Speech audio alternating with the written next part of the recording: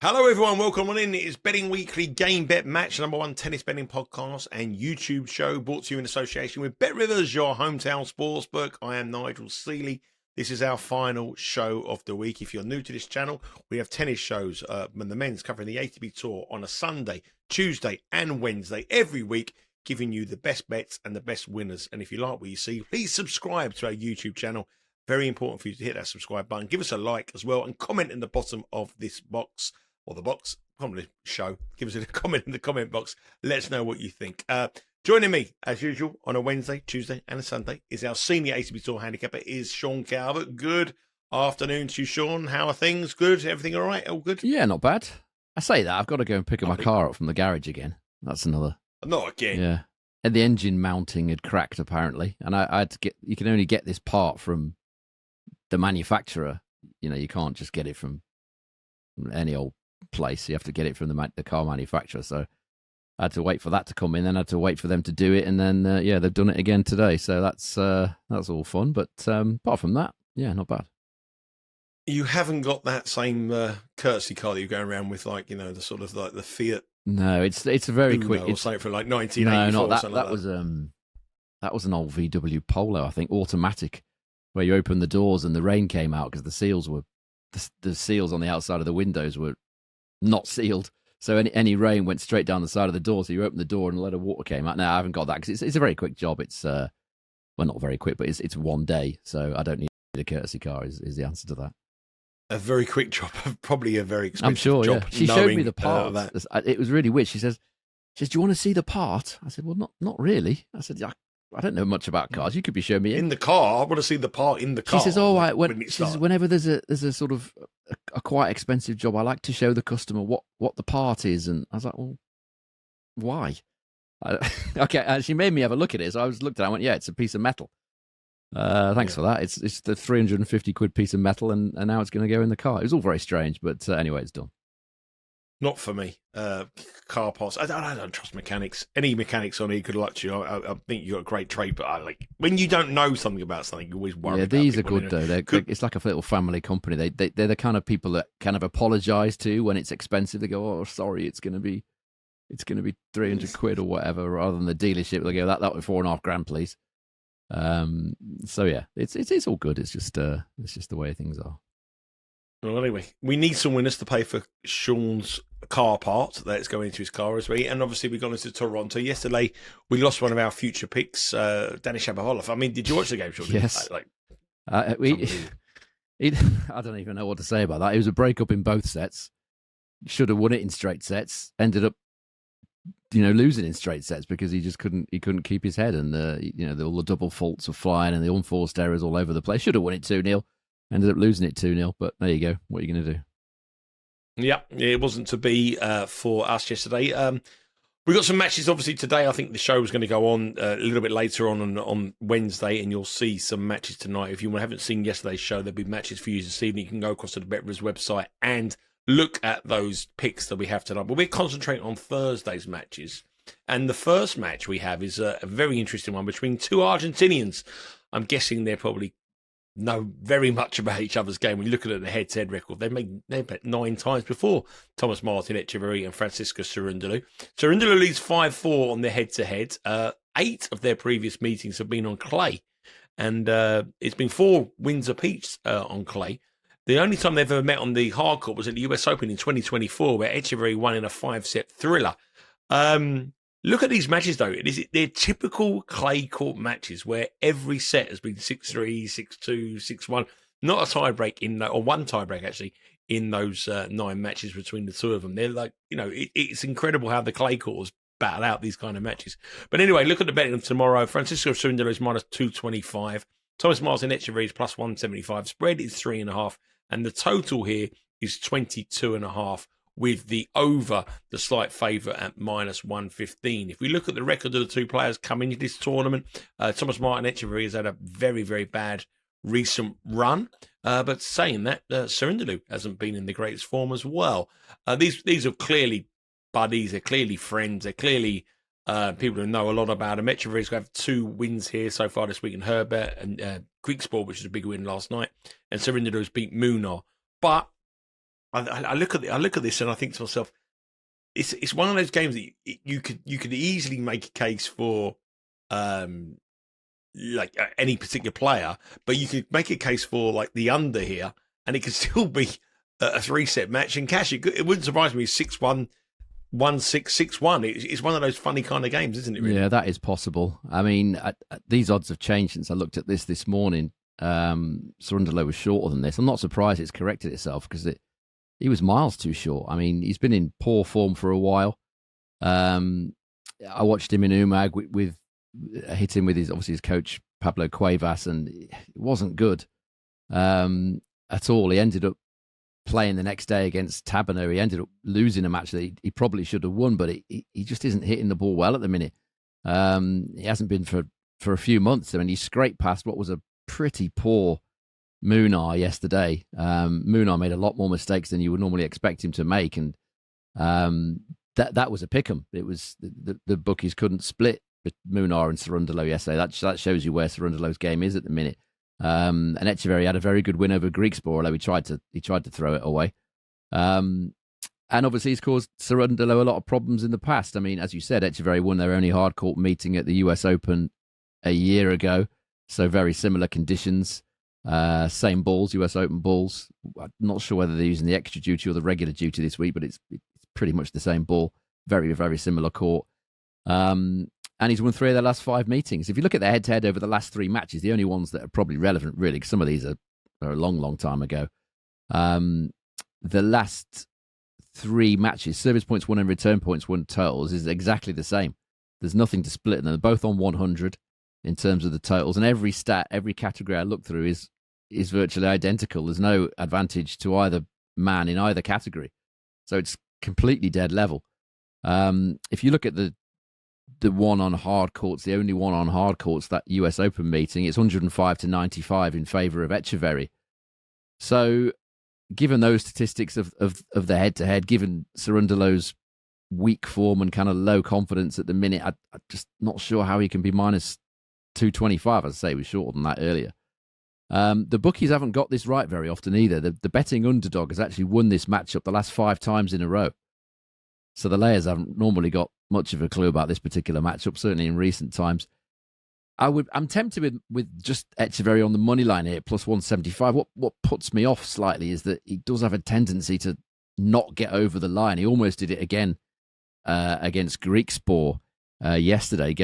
Almost gave up a double break lead in the opening set. He just about got over the line in the end. He does tend to get very tight, which would worry me if it does go all the way. But I think Etcheverry with a plus 2.5 games start here, plus money, plus 110 is the way to go here. I think you can't have a Cerundolo at minus 225 on the matchup and on the current form. The matches start tomorrow at 11 o'clock Eastern time. We do not know the order of play just yet, but check out the BetRivers app tomorrow morning and download the app. There's 28 markets available on this match. And if you do have a bet on this all-Argentinian affair between Etcheverry and Cerundolo, you'll be able to live stream the match if you have a bet with BetRivers. So that's our first match. We're leaning towards Etcheverry. We're going to have an official bet plus 2.5. Yeah, is that lean as yeah, well? I think there's some value in that. Yeah. Yeah, Etcheverry plus 2.5. You go to the BetRivers website. Currently, it says 3.5 on the homepage, but you can move the toggle across to 2.5 or 1.5 or 4.5, depending on how sort of risque you want to be. Let's move on to our second match, which is an all-American affair. Learner Tien, who was the man who came through yesterday against Denis Shapovalov, against the big serving Reilly Opelka. They have met once before in 2025 on a clay court in Rome. 6-4, 7-6. Tien won. Match cashed on the overs of that game was 22.5 the over, and it was a tie break even on a clay court. So you can see why the line here. People might be looking at the total games here. Learner Tien obviously come through a big match last night against Shapovalov. Opelka has had a big win as well against Tomas Martin. He also beat Ofner in round 1 as well. Opelka is a player that has a huge serve, massive, one of the biggest guys on tour, but he never really puts it all together. He's someone who always seems to let me down, but there has been money for him, and currently BetRivers are the best price about Reilly Opelka at plus 123. Learner Tien is a young player on the up. Can he have a letdown after a big win against the home guy? Minus 155. Spread is 1.5, and total here is 23.5. The total may appear quite high at 23.5. But when we're talking about Etcheverry and Cerundolo, 22.5, and there's only been one tie break in 9 matches, and virtually all the sets are under 10. 23.5 here in a match all first set overs. This will be a serve dominated match, I would have thought. Yeah, certainly from the Opelka side. Tien has beefed up his serve a little bit in recent times, but it's nowhere near what Reilly Opelka's is. I just don't see why he's minus 155 here, Tien. I mean, he had absolutely no answer whatsoever, Tien, against Nicolas Jarry's big serve at Wimbledon.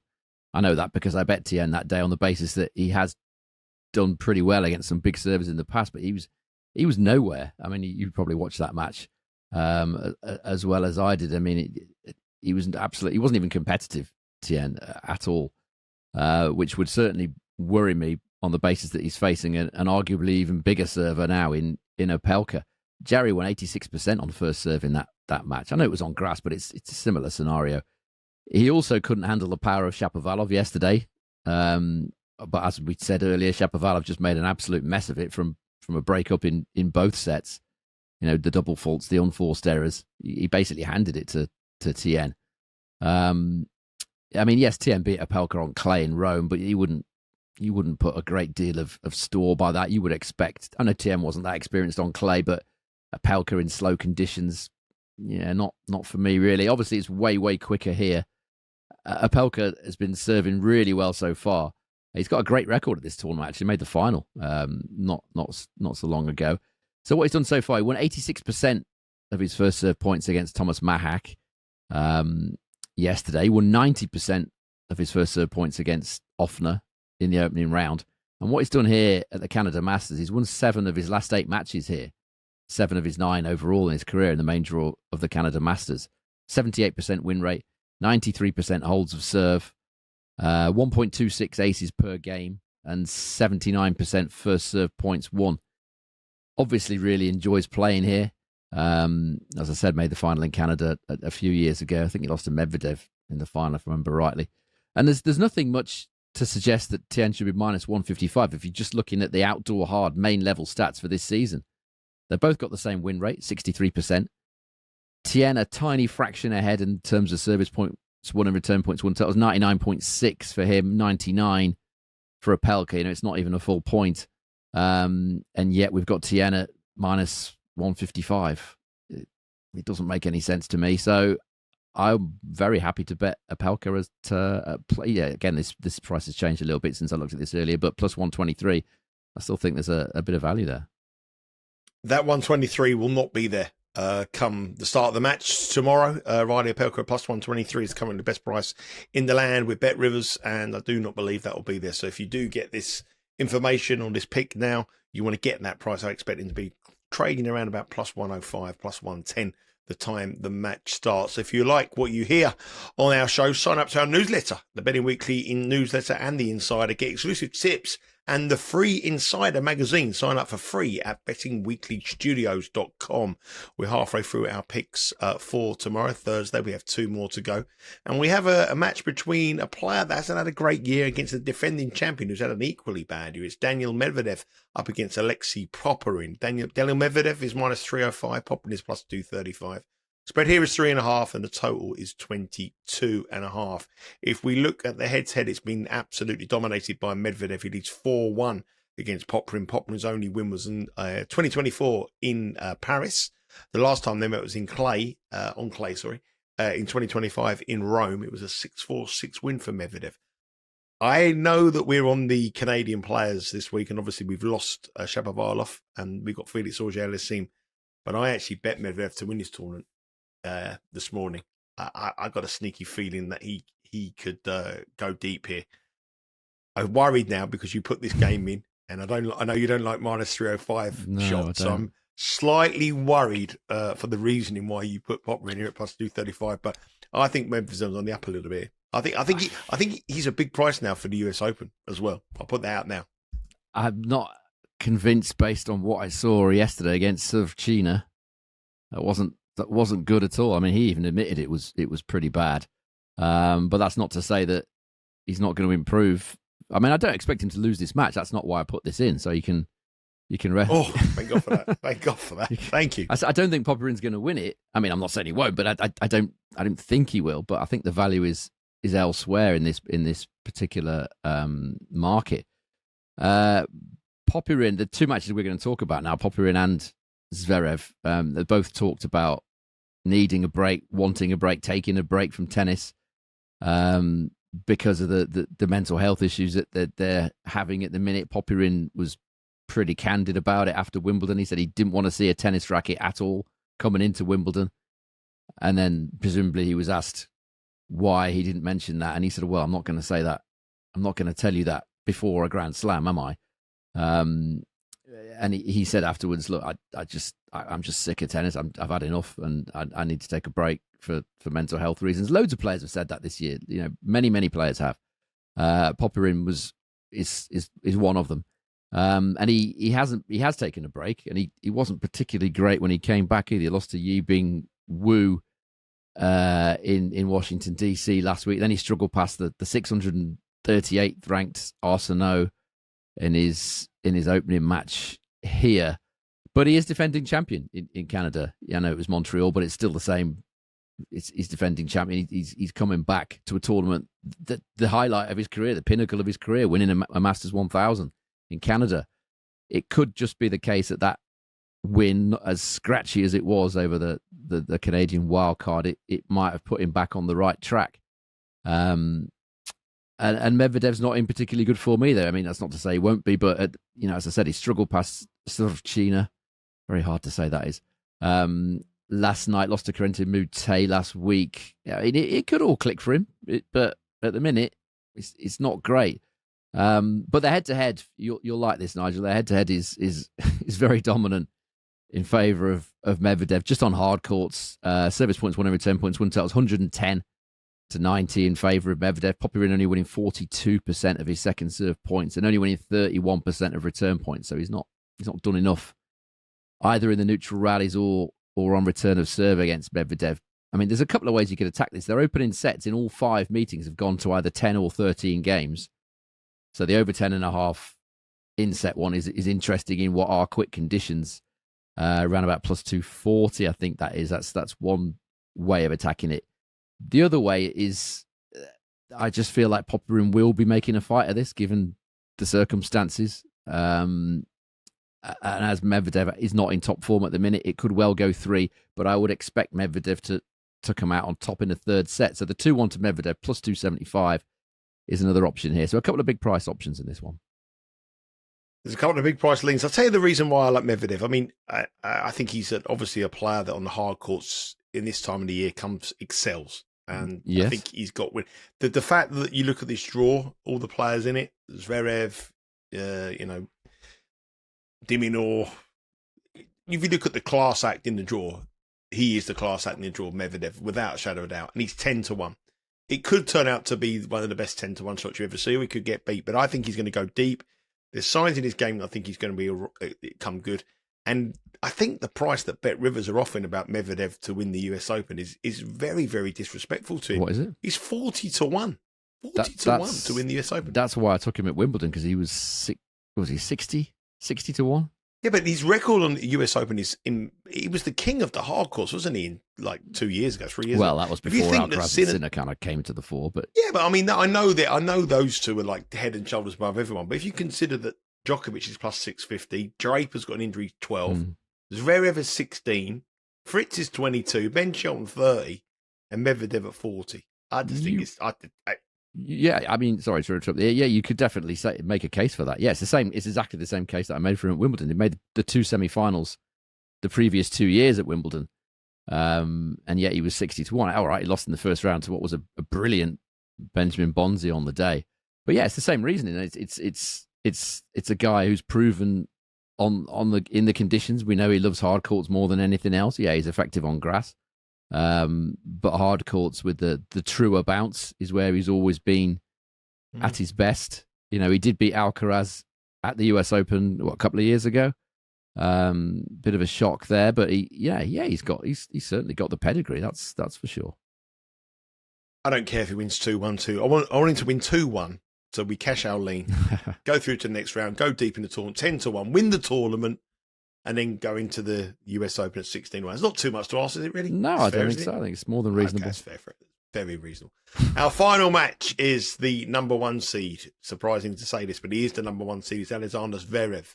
And he is up against an opponent in Matteo Arnaldi, who last night I bet against Arnaldi. I bet Schoolgate to beat him last night.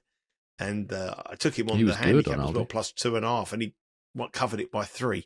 Anyway, I was quite surprised by Arnaldi's performance, but Alexander Zverev is the favourite here at -$4 against Arnaldi at 3-1. The spread is 3.5, and the total here is 22.5. I suppose we haven't even mentioned it yet, but I think it's probably important in this match, weather really and timing of the match, because obviously Alexander Zverev wants it as hot as possibly can, get that big serve going. Arnaldi's probably not, he's not really as suited to the quick conditions as Zverev, but they have met once before in Acapulco, and Zverev won it in a long match. But the weather tomorrow is pretty fair as well, isn't it? It was really hot yesterday. It looks like it's going to be a cooler actually tomorrow. Oh, right. Okay. According to my weather forecast, it says 22 on Thursday, and 15-mile-an-hour winds, which is a decent wind. Well, certainly enough to cause a few problems on certain courts. I don't know the exact layouts of the courts there, but I imagine this will be on the centre court. I can't imagine it wouldn't be anywhere else. But it's you would think, given Zverev's serve, that would be the case. But he doesn't tend to like the very quick conditions. He said yesterday after the match against Walton, he said it's so fast in the day, but he said it was playable at night, which I assume means it's not playable during the day. He does tend to like a little bit more time on the balls or whatever. He's a bit of a curate's egg of a player, really. You would think that, given his weapons, he would like it quick, but he just doesn't impose himself a lot of the time. He just prefers to just rally, and doesn't finish the points off anywhere near as quickly as I think he should. But I'm sure he doesn't care what I think. But he's not playing the right way for me. He's another one, as I said, that's been struggling with the tour grind. Another one that talked about mental health issues after sort of Wimbledon. He skipped the tournaments after Wimbledon, went over to Mallorca to train with Tony Nadal, and Rafa Nadal was there as well. Rafa was telling him apparently that what it's like to face Zverev. I presume Rafa was saying, look, I really struggled with your serve or this or that. Giving him a bit of a confidence boost. I understand that Zverev's going to be working at times with Tony Nadal, but there's nothing concrete. I think it's just kind of ad hoc as and when Tony Nadal's available. And he wasn't impressive at all against Adam Walton. He won, but barely. I actually think this is a kind of the other way around. I think a day match would perhaps be better for Arnaldi and worse for Zverev, because he seems to just not like these very, very quick conditions. He prefers the night matches for whatever reason. I'm not sure what the reason is, unless he just likes a bit more time on the ball. That's quite possible. But the last time these two met, which was in slow conditions in Acapulco, much slower conditions, and it was actually Arnaldi that won 1% more points on first serve that day. 78% first serve points won Arnaldi against 77% Zverev. And again, you wouldn't expect that, would you?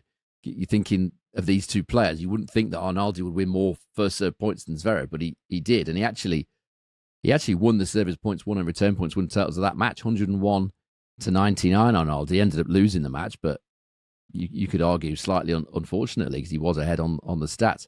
And return points won very low that day, 28%. Both men won 28% return points, and that was in slow conditions. This is a lot quicker. So I'm leaning towards the games in some way here. Arnaldi won 83% on his first serve in that match you watched against School Kate. Didn't make that many first serves, but when he did make them, they counted. And Zverev, as you would expect, won 92% of his first serves against Walton. So, given that they both struggle to break each other's serve in slow conditions, this could be a night match, which it's difficult for us to preview when we don't really know when it's going to be played.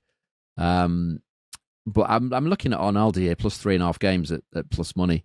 with Bet Rivers. It was around about plus 112 when I looked earlier on. Or take the Arnaldi over 10.5 player games, which was minus 103, 1.97 when I looked earlier. I think those are the ways I'm going to be attacking this. I think this will be a tough test for Zverev, who is, lacking confidence, lacking matches, and not in a great place, not in a good place as he was perhaps right at the start of the season, earlier in the season.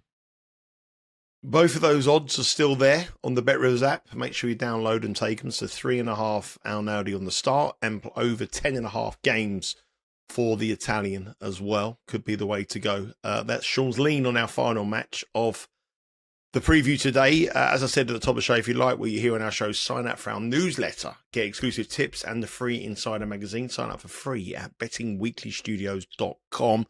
If you're new to the channel, please hit the subscribe button as well. Very, very important for you to do that. We're really getting some momentum. I think this month is going to be our highest month of subscribers on the year, and we're going into the US Open as well.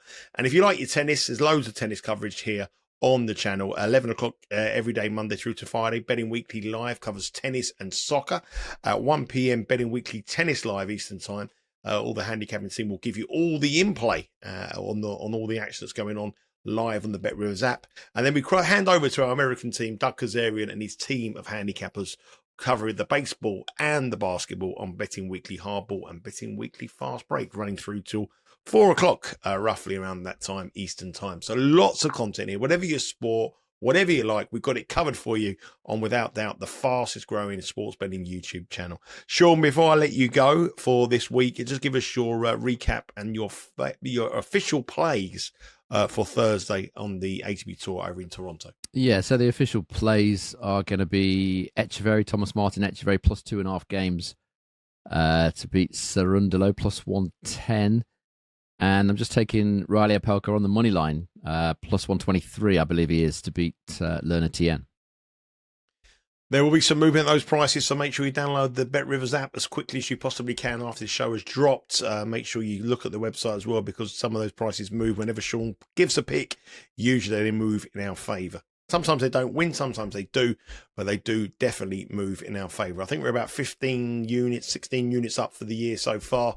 A little bit of bad beats, a little bit of unlucky with a couple of picks we gave when the tournament started. Unfortunately, this time around we had to take the 2 bets because the tournament didn't reach the round where the seeds went in, which I know that's sorry to say, but we are transparent and we'll get them 2 units back, so don't worry about that. Felix might but win, anyway, yeah. Felix might win. Let's hope, fingers crossed. We're all in the Felix Auger-Aliassime camp this week, so good luck with your bets. We'll be back on Sunday. No, we won't be back on Sunday, will we? Because there is a... But we will be back on Sunday. We'll be previewing the action here in Toronto. Yeah, still Toronto. Yeah. I thought we'd be still in Toronto on Tuesday. So back on Sunday, previewing the Toronto action and heading into what is going to be an exciting week of tennis. We've got you covered here. Tennis, soccer, basketball, baseball, whatever your sport, you've got it here on Betting Weekly Studios. Have a good day, take care, and speak to you all again very soon.